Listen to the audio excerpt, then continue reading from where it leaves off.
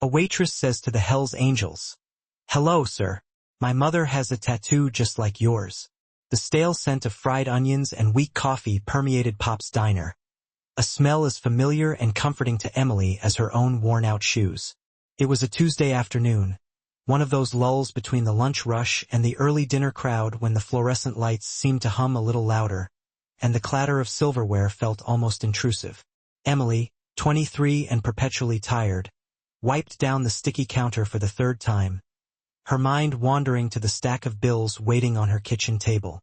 Her life was a monotonous cycle of taking orders, refilling lukewarm coffee, and enduring the occasional lewd comment from a truck driver. She dreamed of something more, something beyond the chipped formica and the endless loop of classic rock on the diner's ancient radio. But for now, Pop's Diner was her reality. The bell above the door jingled, a sound that usually signaled a new customer. But this time it was different. It wasn't the light tinkle of a single person entering. It was a sustained, jarring clang, followed by a sudden, heavy silence that descended upon the diner like a shroud. The few regulars scattered at various booths froze, forks halfway to mouths, conversations dying on their lips. Emily's hand, mid-wipe, paused on the counter. The air outside had been filled moments before with a low, guttural rumble, a sound that vibrated through the very foundations of the building, now abruptly cut short. Then they entered. Not one, not two, but a group of 6 men filling the doorway with their imposing presence. Their leather vests, heavy with patches and insignia, gleamed under the diner's unforgiving lights. Long, unkempt hair, often hidden beneath bandanas, framed weathered faces etched with lines that spoke of countless miles and hard living. Beards, some braided, some wild, added to their formidable appearance. But it was their eyes that truly held the room captive, sharp, unblinking, assessing every corner, every person. The silence in Pop's Diner became absolute, thick with unspoken tension. These were not the usual weary travelers or local eccentrics. These were Hell's Angels. Emily had seen bikers before, of course, riding through town on their way to some rally or another. But never like this. Never a full contingent, stepping into her quiet, unassuming diner. Her heart began to thump a frantic rhythm against her ribs, a primal response to the sudden shift in the atmosphere. She swallowed hard, her throat suddenly dry. Her training, years of serving all manner of people, kicked in. Professionalism, that was the key. Treat them like any other customer, no matter how intimidating. The men moved with a slow, deliberate grace that belied their bulky frames. Their heavy boots thudded softly on the checkered linoleum floor as they made their way to the largest booth in the back, the one usually reserved for large families or the occasional poker game. They settled in, their leather creaking, their presence dominating the entire space.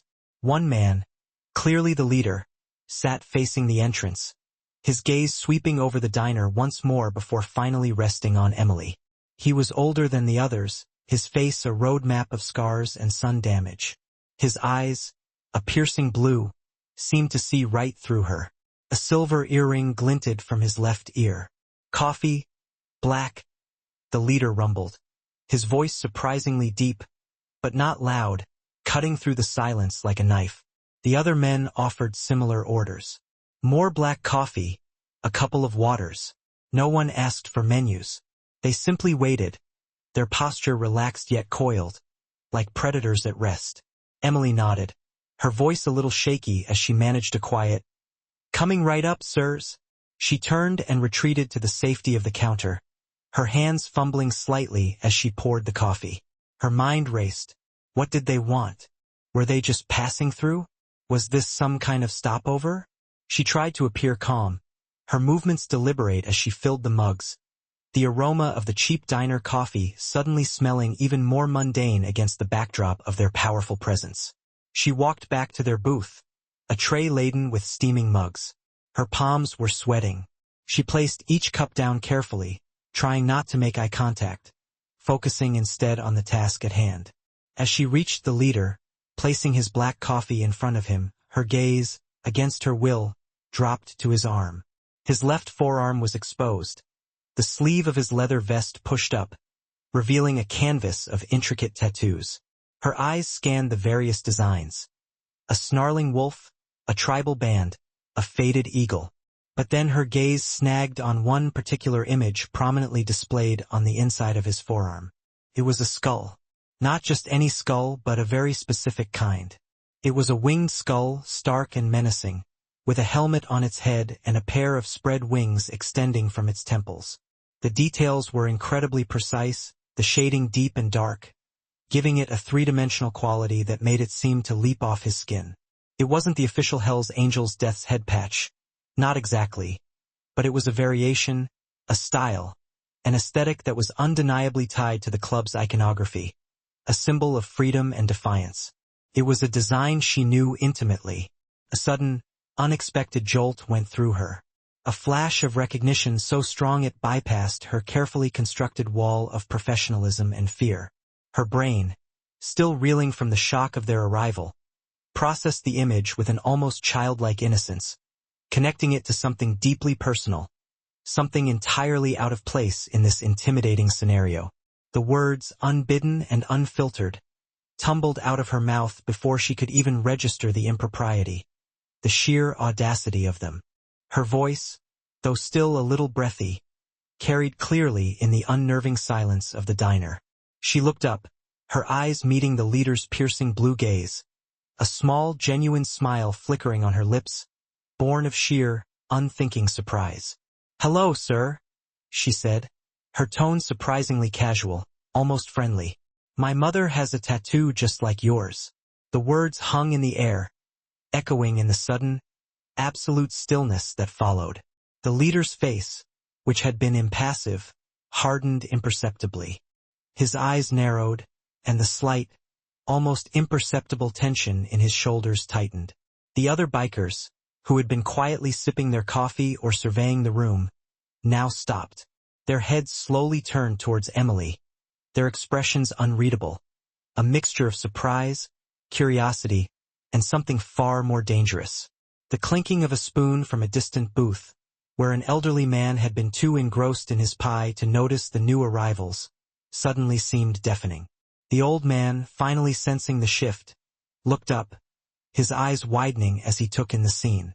Emily felt a cold dread begin to seep into her veins, swiftly replacing her momentary burst of innocent recognition. The leader's gaze was no longer merely assessing. It was an intense, unwavering stare that made her feel transparent, exposed. The small, friendly smile on her face withered, replaced by a growing terror. What had she just said? The words replayed in her mind, stripped of their innocent context, now sounding incredibly foolish, provocative even. She had spoken to a Hell's Angel, a man whose presence alone commanded fear, and made a comment about his highly distinctive tattoo, linking it to her mother. The sheer absurdity, the potential gravity of her statement, began to dawn on her with sickening clarity. The leader remained perfectly still, his eyes locked on hers. He didn't speak. He didn't move. He simply stared, a silent question, a silent challenge in his gaze. The air around their table seemed to thicken, growing heavy with unspoken implications. The other bikers watched, their faces grim, some with faint, unsettling smirks playing on their lips. Emily's heart hammered against her ribs, a frantic drumbeat of fear and regret. She wanted to retract the words, to apologize, to disappear, but her feet felt rooted to the spot, her tongue suddenly heavy and useless in her mouth. She could feel the stares of the other patrons, the weight of their silent judgment, their shared apprehension. The old man with the pie had stopped chewing, his fork suspended in midair, his eyes wide with a mixture of fear and morbid fascination. The leader slowly, deliberately lifted his coffee cup to his lips, but his eyes never left hers. He took a long, slow sip, the action drawn out, emphasized, a theatrical pause that stretched the tension to breaking point. The silence was agonizing, punctuated only by the distant hum of the refrigerators and the frantic pounding of Emily's own blood in her ears. She felt a bead of sweat trickle down her temple, cold against her skin. She had made a mistake, a terrible, unforgivable mistake, but the full extent of its consequences remained terrifyingly unclear. What did a statement like that mean to men like these? What did it imply? And, more importantly, what would their reaction be? Her mind raced, desperately trying to conjure an explanation, a way to defuse the situation, but no words came. She was trapped, caught in the unwavering gaze of the leader, her innocent comment having opened a door to an unknown and potentially dangerous confrontation. The leader finally lowered his cup, the faint click of ceramic against saucer echoing unnaturally loud in the profound silence. His piercing blue eyes, however, never wavered from Emily's. The slow sip had been a deliberate act, a calculated pause designed to amplify the weight of her words, to let them marinate in the thick air of the diner. Now his gaze was no longer just assessing. It was probing, dissecting, as if trying to peel back layers of her skin to find the truth beneath. A muscle twitched, almost imperceptibly, in his jaw, the only outward sign of his internal processing. "Just like mine," he rumbled, his voice low, a gravelly whisper that somehow managed to fill the entire room, each syllable delivered with a chilling precision. It wasn't a question seeking information as much as a challenge, an invitation to explain the inexplicable. His eyes flicked briefly to his tattooed forearm, then back to Emily, a silent command for her to elaborate, to justify her audacious claim. The other bikers remained motionless, their collective attention now fully locked onto the exchange, their grim faces reflecting a mixture of suspicion and cold anticipation. Some leaned forward slightly, their leather creaking, their posture shifting from relaxed to predatory. Emily's heart leaped into her throat, a frantic bird trapped in a cage. The cold dread that had begun to seep into her veins now surged, a tidal wave of terror washing over her. She swallowed hard, her mouth suddenly as dry as desert sand. Her earlier innocent burst of recognition felt like a lifetime ago, replaced by a crushing awareness of her blunder. She had crossed an invisible line, stumbled into a dangerous territory where casual remarks held unforeseen weight. She desperately searched for words, for an explanation, anything to defuse the palpable tension that had transformed Pop's diner from a mundane eatery into a potential arena. "Yes, sir," she finally managed, her voice barely a whisper, a stark contrast to her earlier, surprisingly casual tone. She clasped her hands together, a nervous habit, trying to steady them to appear composed, but her fingers trembled visibly. The winged skull on her forearm. It's very similar, almost identical, actually. She got it a long time ago. The words felt inadequate, hollow, even to her own ears. How could she explain the profound coincidence without sounding utterly foolish or, worse, deliberately provocative? The leader's gaze intensified, his eyes narrowing further, a silent storm brewing behind them. A low growl emanated from one of the other bikers, a younger man with a shaved head and a prominent scar bisecting his left eyebrow. He shifted in his seat, his hand moving almost instinctively towards something hidden beneath his vest. The subtle movement sent a fresh jolt of fear through Emily. She instinctively took a small step back, her eyes darting between the leader and the menacing biker. The other patrons in the diner were now frozen, their expressions a mixture of fear and fascinated horror, their attention riveted to the unfolding drama. The old man with the pie had dropped his fork, the clatter echoing like a gunshot. "A long time ago, you say?" The leader repeated, his voice still low, but now laced with an edge of quiet menace. "And where exactly did your mother get such a specific piece of art? Because this isn't just some random design, girl. This is significant."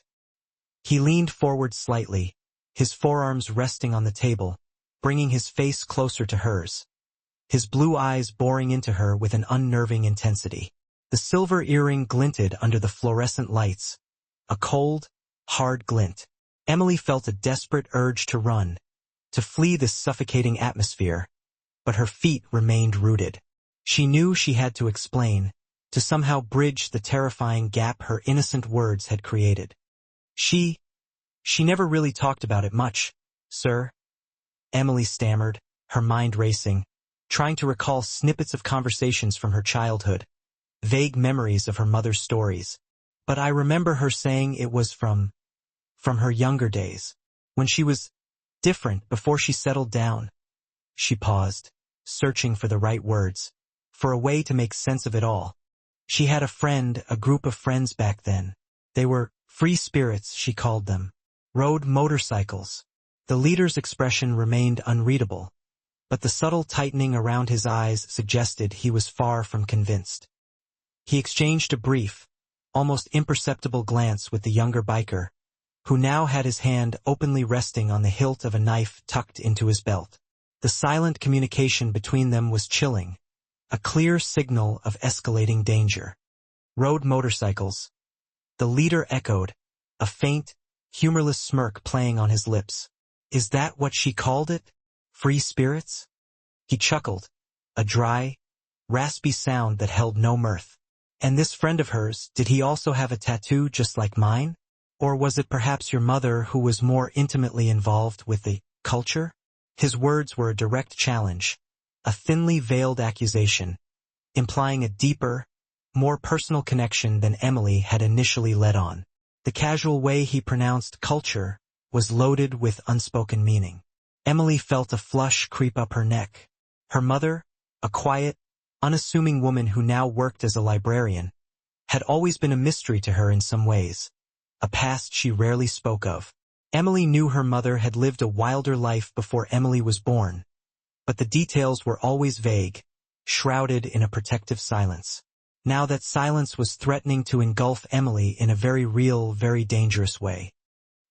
I don't know, sir, Emily confessed, her voice thick with growing desperation. She only ever showed me hers. She said it was a symbol of something she believed in. Freedom. Loyalty. The leader's eyes narrowed further. Freedom and loyalty. He repeated slowly, tasting the words, his gaze unwavering. Very convenient. And what was your mother's name, girl?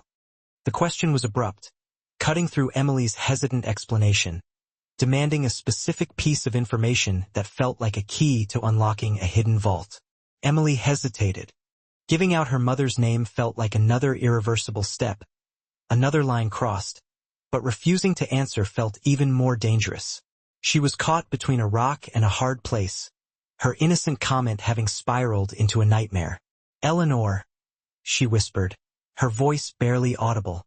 Eleanor Vance.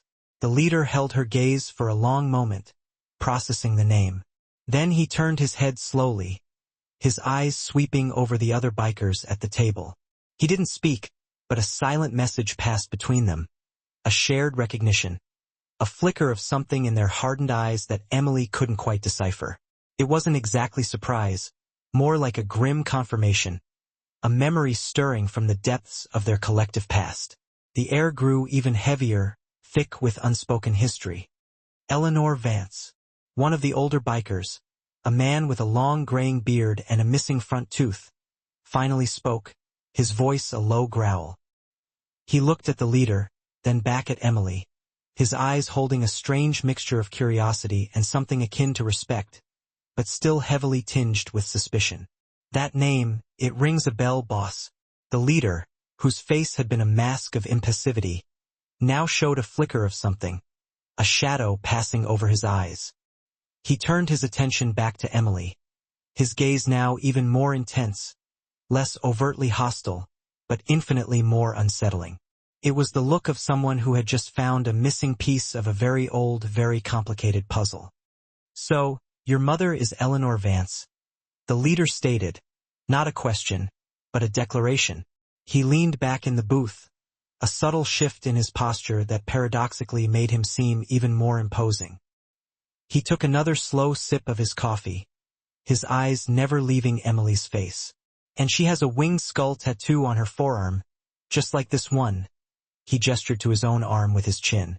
Tell me, Emily, does her skull also have a small, almost imperceptible chip on the upper right wing near the tip?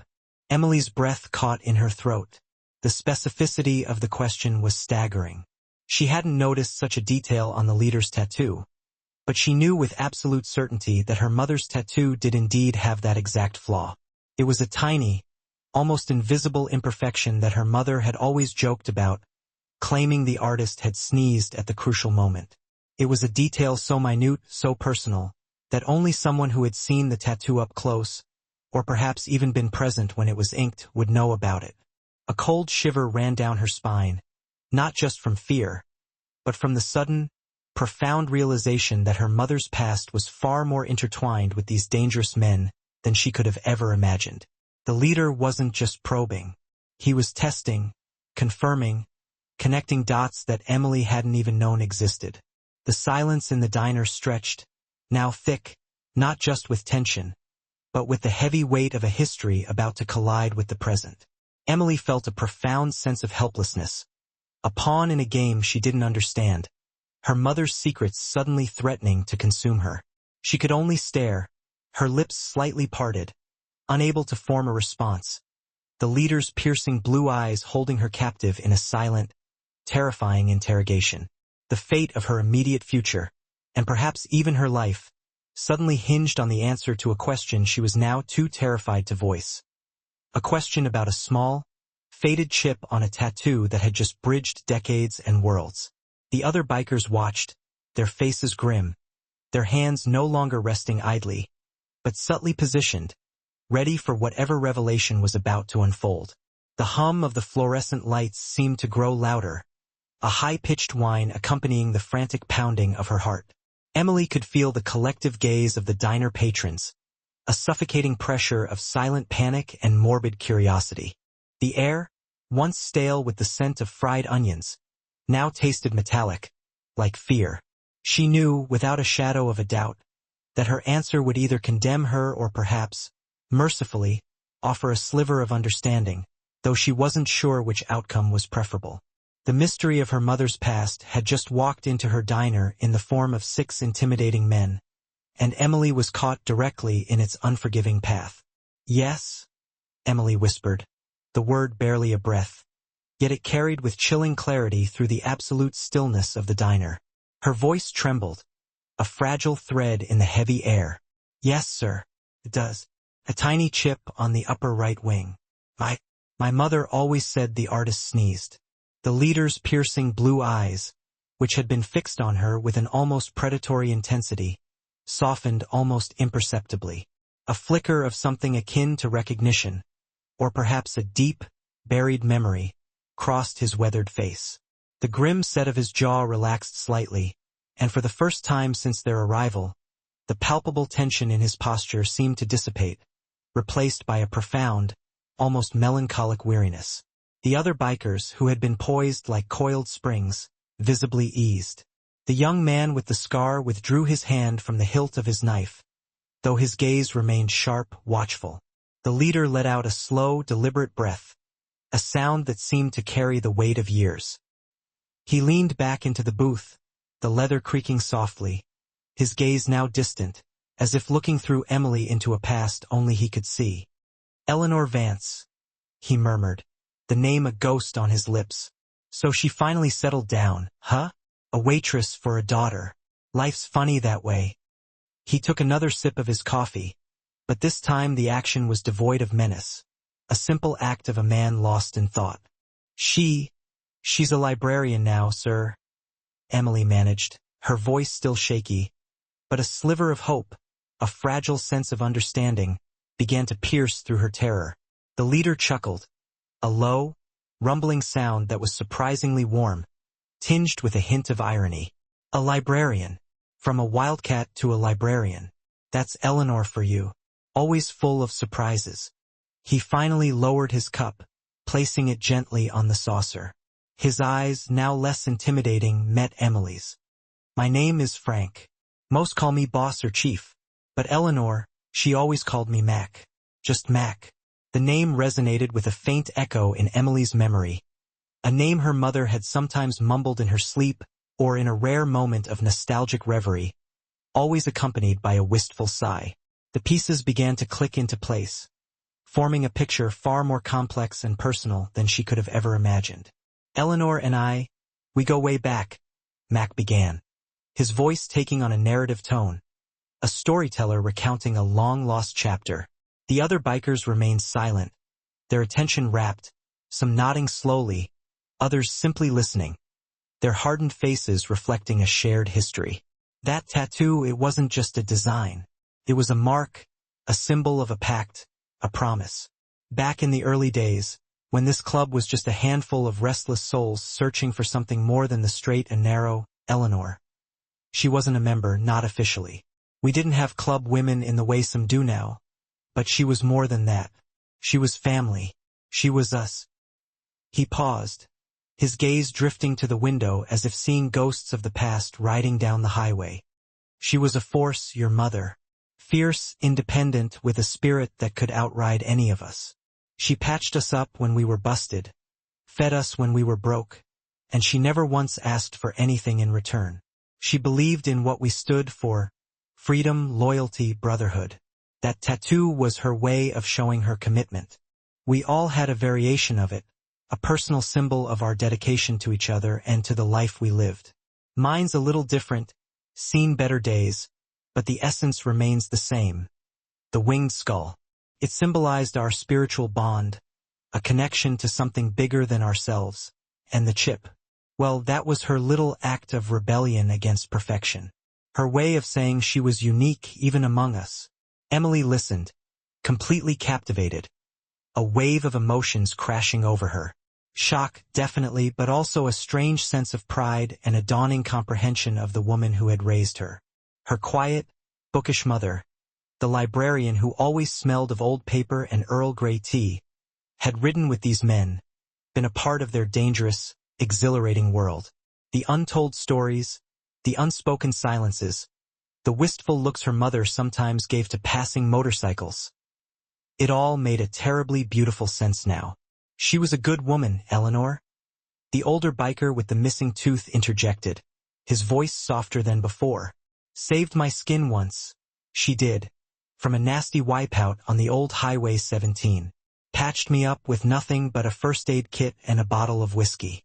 Tough as nails, that one. A wave of murmurs and nods rippled through the group, each man seemingly recalling his own memory of Eleanor Vance, the wildcat who had touched their lives. The atmosphere in Pop's diner had completely changed. The stifling tension had vanished, replaced by a warm, almost familial camaraderie. The other customers, who had been holding their breath, now began to stir, a collective sigh of relief echoing softly through the room. The old man with the pie picked up his fork, though his eyes remained fixed on the Hell's Angels, a new mix of awe and wonder shining in their depths. Mac looked back at Emily, a faint, genuine smile touching his lips. So, Eleanor Vance's daughter. You've got her eyes, girl. That same fire. He paused, then reached into the inner pocket of his leather vest. Emily's heart skipped a beat, but the gesture was slow, deliberate, and non-threatening. He pulled out a worn leather wallet, thick and heavy. He extracted a crisp $100 bill and laid it on the table. Coffee's on me, Emily, and for old time's sake, keep the change for your mother.